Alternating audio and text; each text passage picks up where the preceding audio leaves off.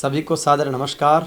आज चुनावी यात्रा के रूप में हम बात करेंगे बानसूर विधानसभा क्षेत्र के युवा नेता और जन सेवा के जज्बे को अपने दिल में, दिमाग में और जुनून में पाले हुए लगातार सतत रूप से वर्षों से सेवा के जज्बे को आगे बढ़ा रहे श्री जितेंद्र शर्मा जी से, जो राजस्थान के प्रदेश स्तरीय चाहे बीजेपी के संगठन के कार्यक्रम हों, उनके क्रियान्वयन के रूप में, कहीं प्रभारी के रूप में, कहीं सह प्रभारी के रूप में, कहीं संयोजक के रूप में, कहीं सह संयोजक के रूप में, और बानसूर विधानसभा क्षेत्र की तमाम गतिविधियों में सकारात्मक रूप से समर्पित भाव से योगदान देने के लिए प्रतिबद्ध हैं। आज हमारे साथ हैं सर, आपका बहुत बहुत अभिनंदन, स्वागत। बहुत बहुत धन्यवाद आपका और आपके चैनल का। निश्चित रूप से आज की इस चर्चा में हम विशेष रूप से बात करेंगे। आपको इससे पहले अवगत करवा दूं कि जितेंद्र शर्मा जी एक अच्छे सफल बिजनेसमैन हैं। इसके साथ ही आप पहले राजस्थान पुलिस सेवा में रहे, लेकिन जन सेवा के जज्बे से आप बंदिशों को तोड़कर सेवा के प्रकल्प में आगे बढ़ गए हैं। गोरक्षा हो, समाज सेवा हो, अन्य तरह के प्रकल्प हों, उनमें सदैव अग्रणी भूमिका में रहे हैं। बीजेपी के चाहे स्वराज संकल्प यात्रा हो, परिवर्तन यात्रा हो, उसमें सदैव भूमिका निभाई और वसुंधरा राजे के नेतृत्व वाली भाजपा की राजस्थान में सरकार के दौरान आपने सरकार की जन कल्याणकारी नीतियों को जन जन तक पहुंचाने का अनूठा कार्य किया। तो कांग्रेस शासन में फैले भ्रष्टाचार और कुशासन के खिलाफ आपने आक्रोश रैलियां हो, चाहे अन्य मोर्चे हो, उस पर आप डटे रहकर एक अद्भुत रूप से अपनी बात रखने का आपने जज्बा कायम किया है। सर, शुरू करेंगे। बानसूर विधानसभा जो अलवर ज़िले का पार्ट है, जयपुर ग्रामीण लोकसभा का पार्ट आता है, किस तरीके का आपका जज्बा है, किस तरीके से जुनून के साथ सेवा के जज्बे को, सेवा के पथ को आप चुना है और आगे बढ़ा रहे हैं? देखिए, सबसे पहले तो राजनीति में जो व्यक्ति आता है उसको जन सेवा के उद्देश्य से ही आना चाहिए। मैंने जहाँ तक सीखा है, मुझे जो समझ में आया है, मैं राजनीति में केवल जन सेवा और लोक कल्याण के कार्यों के लिए ही प्रतिबद्धता से लगा हुआ हूँ। और पिछले 15-20 साल से मैं बानसूर विधानसभा क्षेत्र के एक एक ढाणी तक पहुँचने का प्रयास किया, एक एक व्यक्ति तक पहुँचा हूँ। जब बात बानसूर विधानसभा क्षेत्र की चली है तो हम चाहेंगे कि बानसूर का जो चुनावी परिदृश्य है, भौगोलिक स्थिति है, आसपास का जो विधानसभा क्षेत्र लगते हुए हैं, वो किस तरीके का वहाँ का वातावरण है, किस तरीके का दृश्य है, और आप किस भूमिका के साथ उसमें काम कर रहे हैं कि लोग आपसे जुड़े और आप एक जन नेता बने? बहुत बढ़िया। बानसूर विधानसभा क्षेत्र मेरा जन्मस्थली है, लेकड़ी गांव है जहां मेरा जन्म हुआ। मैं अपने मामा के यहाँ जन्मा हूं। मेरी शिक्षा भी बानसूर में हुई है। अपनी जन्मस्थली सभी को प्रिय होती है और मैं बानसूर में मेरे जन्मस्थली के लिए कुछ करना चाहता हूँ। इसी जज्बे के साथ लोक कल्याण के कार्यों को, जन सेवा के कार्यों को कर रहा हूँ। पूरी प्रतिबद्धता से कर रहा हूँ, पूरे दृढ़ निश्चय से कर रहा हूँ। और मुझे विश्वास है कि बानसूर का जो भौगोलिक परिस्थिति है उसमें जातीय समीकरण कई कोई मायने नहीं रखते। वहाँ विकास, डेवलपमेंट, योग्यता और आदमी की नीति, नियत ये मायने रखती हैं। बानसूर विधानसभा क्षेत्र अरावली पर्वत श्रृंखला के पश्चिमी हिस्से में बसा हुआ है, जिसमें बानसूर पंचायत समिति की ग्राम पंचायतें हैं और 9 ग्राम पंचायतें हमारे थानागाजी पंचायत के हैं, जिसमें नारायणपुर की 9 ग्राम पंचायतें लगती हैं। इस तरह से टोटल 49 ग्राम पंचायतें हैं और 248 के आसपास हमारे यहाँ बूथ हैं। बानसूर विधानसभा क्षेत्र का जो दक्षिणी हिस्सा है उसमें थानागाजी आता है। बानसूर का जो दक्षिणी पश्चिम हिस्सा है उसमें विराटनगर, फिर कोटपुतली, फिर बहरोड, फिर हमारा किशनगढ़, खैरतल और उस पहाड़ी के उधर अलवर ग्रामीण आता है। बानसूर की जो वस्तुस्थिति है उसमें आज के कुछ समय पहले तक जो खेती पसंद लोग थे, ज़्यादातर खेती होती है। मैं भी किसान का बेटा हूँ, हमारे भी ज़मीनें हैं और खेती ही वहाँ का प्रमुख संसाधन थी। अब युवाओं ने नौकरी पढ़ लिख करके नौकरी लगे हैं, जिसमें मैं भी एक वहाँ का युवा था, मैंने भी अपनी नौकरी की है। और बानसूर की जो राजनीतिक परिस्थिति है, राजनीतिक परिस्थिति में बानसूर सदैव अपने प्रदेश के अंदर बानसूर की जो भूमि है उसने मंत्री दिए हैं। तकरीबन मैं स्वतंत्रता के बाद की बात करूं तो वहाँ से बद्री प्रसाद जी गुप्ता 7 बार लगातार विधायक रहे और मंत्री भी रहे 3 बार। उसके बाद में एक बार जब जनता दल की सरकार बनी तो उसमें हमारे वन मंत्री भी रहे। उसके बाद जगत सिंह दायमा हमारे वहाँ अच्छे बड़े नेता हुए, वो कई बार मंत्री रहे। रोहिताश शर्मा जी हमारे वहाँ से यातायात मंत्री रहे और वर्तमान में भी हमारे कांग्रेस की विधायक और मंत्री हैं, उद्योग मंत्री हैं। बानसूर के परिदृश्य से जो विकास होना चाहिए, वो जो डेवलपमेंट होना चाहिए, वो मुझे लगता है कि बानसूर का भी नहीं हुआ। तुलनात्मक रूप से बहरोड, मुंडावर, किशनगढ़, कोटपुतली, इन जो विधानसभाओं में विकास हुआ है, थानागाजी, वो बानसूर में नहीं हो पाया है। बानसूर शिक्षा के क्षेत्र में अग्रणी स्थान रखता है, लेकिन जो सरकारी सुविधाएं बच्चों को मिलनी चाहिए, सरकारी कॉलेज बना है लेकिन भवन नहीं है।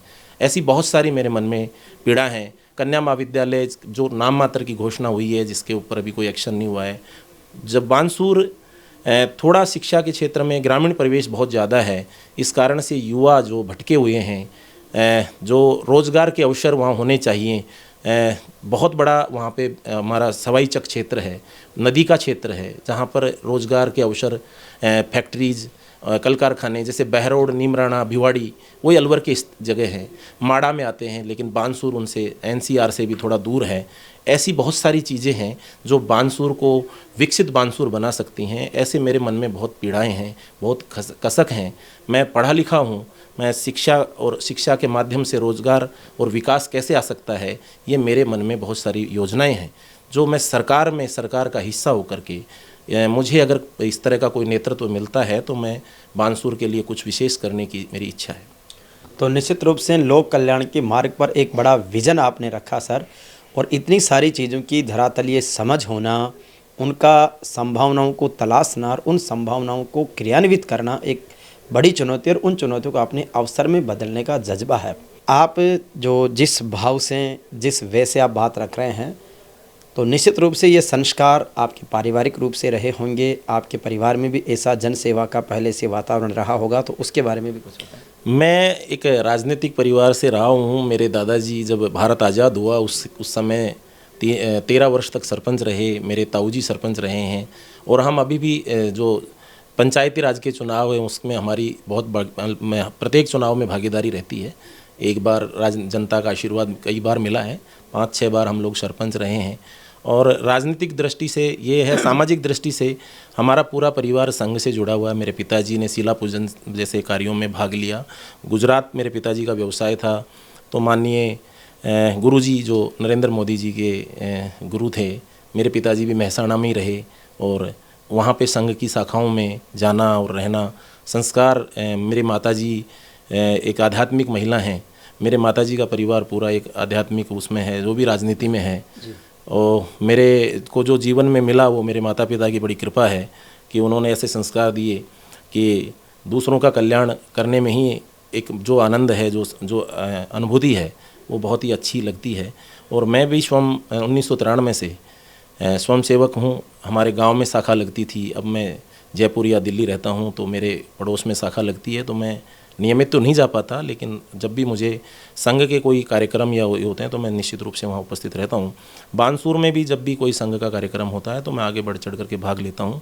संघ राष्ट्र निर्माण की एक महत्वपूर्ण कड़ी है, जिसने बहुत सारी चीज़ें प्रदर्शित की हैं। देश दुनिया में संघ का अपना एक विशेष योगदान है। मैं गौरवान्वित महसूस करता हूँ कि मैं उसका एक स्वयंसेवक हूँ। और इसके बाद मैंने विद्यार्थी परिषद में काम किया। मैं कॉलेज लाइफ में चुनाव लड़े, और मैं लगातार विद्यार्थी परिषद से ही पार्टी का कार्यकर्ता, और पार्टी ने मुझे ज़िले में भी एक जिम्मेदारी रखी। मैं जिला मंत्री जिला के रूप में काम किया। प्रदेश के अंदर भी मैंने पार्टी के विभिन्न प्रकोष्ठों का, कला संस्कृति प्रकोष्ठ है, गौरक्षा प्रकोष्ठ है, बेटी बचाओ बेटी पढ़ाओ के प्रकोष्ठों में काम किया, स्टेट मॉनिटरिंग सेल में काम किया।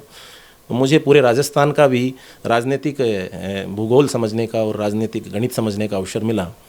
भारतीय जनता पार्टी का कार्यकर्ता होने के नाते मेरे पास बहुत सारे विज़न क्लियर हुए कि भारतीय जनता पार्टी विकास पर राजनीति करती है, डेवलपमेंट पर राजनीति करती है।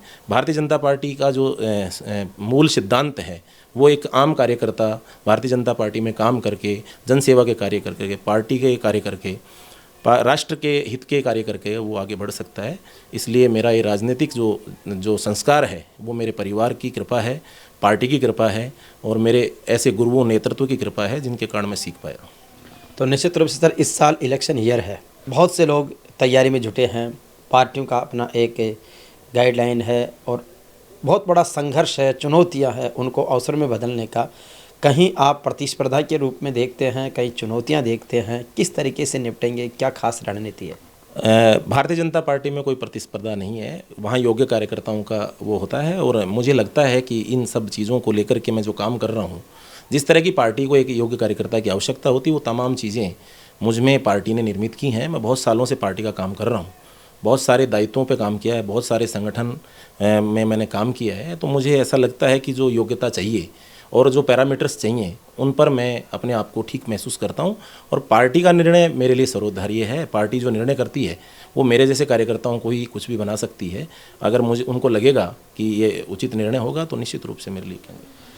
आपके सामने अगर आप आते हैं तो एक राजस्थान सरकार की कैबिनेट मिनिस्टर है, साथ ही साथ इस बार जिस तरीके से लोक लुभावना बजट आया है, एक माहौल है कि सरकार वापस रिपीट होने की बात कह रही है।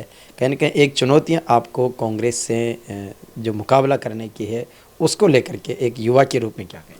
देखिए, मैं कांग्रेस के मैनिफेस्टो या कांग्रेस के जनता को लोक लुभावने बजट के ऊपर मैंने खूब सारा मैं बोला है। मैंने ये जो हमारे वर्तमान यशस्वी मुख्यमंत्री हैं और वित्त मंत्री के रूप में इन्होंने अभी 1 दिन पहले 2 दिन पहले ही बजट पेश किया, तो इतने झूठे पुलंदे थे, इतने वादे थे कि वो गलती इतनी कर बैठे, इतने जल्दी में थे, इतने जादूगरी दिखाने के प्रयास में थे कि उन्होंने 8 मिनट 9 मिनट तक तो एक पुराना भाषण पढ़ दिया। जो 4 साल में इन्होंने झूठे वादे करके, जिनकी नींव ही झूठे वादों से बनी हो, युवाओं के साथ, बेरोजगारों के साथ, किसानों के साथ जिस तरह झूठे वादे कर करके इनके केंद्रीय नेतृत्व ने यहाँ सरकार बनाई और फिर एक व्यक्ति को मुख्यमंत्री बनाया। वो 4 साल से 4 बजट में तकरीबन 500 से ज़्यादा, 600 से ज़्यादा ऐसी घोषणाएं थी, जिसमें से 300-250 घोषणाएं ही पूरी हो पाई हैं।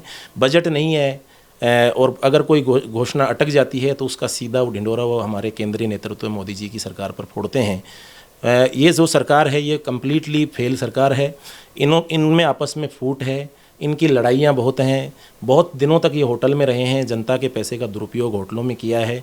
इनके मंत्री मुख्यमंत्री से ज़्यादा पावरफुल हैं, उनको खुश रखने के लिए सारी ताकतें, उनको लूट, भ्रष्टाचार, अपराध और मन चाहे अफसर रखने की परमिशन है। भ्रष्टाचार का पूरा आतंक है, अपराध ज़बरदस्त पूरे राजस्थान में और विशेष रूप से मेरे बानसूर में वहाँ की मंत्री हैं, वहाँ पे बहुत बुरी हालत है। मतलब जंगल राज हो रखा है, अधिकारी भ्रष्टाचार में लिप्त हैं, मुख्यमंत्री जी एक भी मंत्री को नहीं टोकते हैं। राजस्थान के अंदर ये हालत है कि अगर चुनाव हो जाए तो इनका सुपड़ा साफ हो जाएगा। इनके आपस में एक दूसरे को आरोप लगाते हैं, एक नकारा कहता है, एक निकम्मा कहता है। इनके कई मंत्रियों ने भी आरोप कहा है कि अगर चुनाव हो जाए तो ये बोलेरो में बैठ जाएंगे। ये मैं नहीं कहता, ये जनता की आवाज़। हमने अभी जन आक्रोश यात्रा में, मैं भी एक विधानसभा का प्रभारी रहा, वहाँ पे लोग घरों से निकल करके इनको आज ही अगर वोट हो जाए तो इनको एकदम घर में बिठा दे, ऐसी स्थिति। और मेरे बानसूर का तो विशेष, बानसूर के अंदर हमारे जो वहाँ की अभी मंत्री हैं और विधायक हैं, 2 बार विधायक हैं, बहुत भयंकर एंटी इनकम्बेंसी है, लोग पसंद नहीं करते हैं। उन्होंने अभी किसानों के साथ 1100 बीघा ज़मीन का एक बहुत बड़ा प्रकरण हमारे पूरे प्रदेश स्तर पे हुआ। हाई कोर्ट से कोई आदेश था, किसान खेती कर रहे थे और वो ज़मीन इन्होंने खड़ी फसल में कटवा दी। 1100 बीघा ज़मीन, जो बहुत बड़ा नुकसान हमारे क्षेत्र के लोगों को हुआ है। अगर वो चाहते तो कुछ 2 महीने बाद भी हो सकता था। बहुत बड़ा जन आक्रोश उनके खिलाफ है, पूरे क्षेत्र में कहीं दिखती नहीं है, कहीं उपस्थित नहीं रहती है, लोगों के दुख दर्द में शामिल नहीं होती है। लोग विधायक का पर्चा लगाने की स्थिति में, एक विधायक या मंत्री दिख जाए।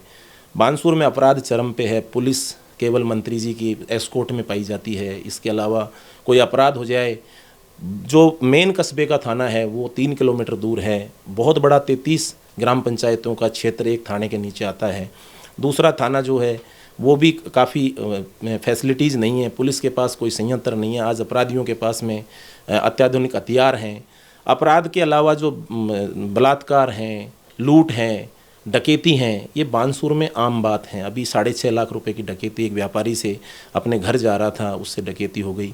हत्या, एक सुनीता हत्याकांड हमारे वहाँ का फेमस हत्याकांड है, जिसके अंदर बड़े लोगों का हाथ है और उसको हमारे जो कांग्रेस के नेता हैं उनकी प्रोसेस से आज तक वो जेल नहीं गया है, पकड़ा नहीं गए हैं। एक नरकंकाल मिलता है जिसका 4 महीने तक ये पता नहीं चलता है कि उसका हत्यारा कौन है। ऐसे अपराध, लोगों को घर से उठा ले जाना, नकबजनी, चोरी, इस बहुत बुरा हाल है बानसूर का। ये बहुत बुरी स्थिति है बानसूर की। तो निश्चित रूप से ऐसी बहुत सारी समस्याओं उनका समाधान के लिए एक ये विज़न आपके बीच में आदरणीय जितेंद्र शर्मा जी ने रखा है। उम्मीद है सर आप अपने विज़न में सफल हो और ख़ास रूप से आप अपने इलाके के लोगों को, जन समुदाय को क्या अपील आह्वान करना चाहिए? मैं मेरे सभी बानसूर के साथियों को, मेरे जनप्रिय जनता जनार्दन को यही कहूँगा कि जो बानसूर को विकास मिलना चाहिए था, डेवलपमेंट मिलना चाहिए था, बानसूर जो जनता अपेक्षा करती है उससे बानसूर बड़ी दूर है। किसान परेशान है, किसान को समय पे बिजली नहीं मिल रही है, क्षेत्र में रोडों की स्थिति बहुत ख़राब है, युवाओं को समय पे लाइट नहीं मिल रही है, जब पढ़ने का समय होता है तो सिंगल फेस की लाइट भी नहीं मिलती है, महिलाओं के पास जो महिलाओं से संबंधित केंद्र सरकार की योजनाएं हैं, युवाओं के रोज़गार का बहुत बड़ा मुद्दा है मेरे बानसूर में। बानसूर के लगते हुए भिवाड़ी, नीमराणा ऐसे क्षेत्र हैं जहाँ पे रोज़गार के बड़े अवसर हैं, लेकिन लोकल बच्चों को रोज़गार नहीं मिलता है। कोटपुतली ज़िला बनना चाहिए था, वो नहीं बना है। हमारे यहाँ पानी की बड़ी समस्या है, पहाड़ी क्षेत्र से लगता हुआ क्षेत्र है। मेरी 15 से ज़्यादा ग्राम पंचायतें ऐसी हैं जहाँ पे पानी नहीं है। हमारे देश के यशस्वी मुख्यमंत्री प्रधानमंत्री जी ने जो ईस्टर कैनाल परियोजना है वो 13 जिलों को फ़ायदा मिलने की है। मेरे बानसूर में भी वो पानी आ जाता, लेकिन ये राजस्थान की निकम्मी सरकार और कांग्रेस गहलोत सरकार उस पानी पे अड़ंगा फुटबॉल बना रखा है उसको। अगर पानी आ जाता तो मेरा बानसूर चमन हो जाता। इस तरह के बहुत सारे हमारी विधायक ने एक भी मुद्दा जो बानसूर से विकास का संबंधित है, उन्होंने केवल ये प्रयास किया किस तरह से बानसूर को और बानसूर के हितों को लूटा जाए।